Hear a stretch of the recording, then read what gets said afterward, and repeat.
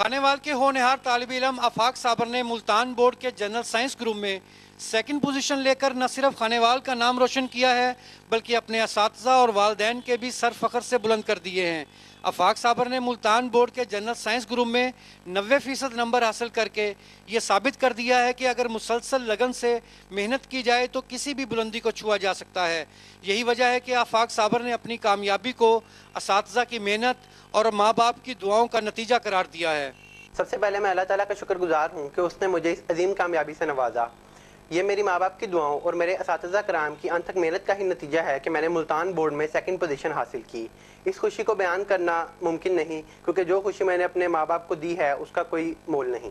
अगर टैलेंट हो तो हिम्मत और लगन से बड़े चैलेंज का सामना किया जा सकता है।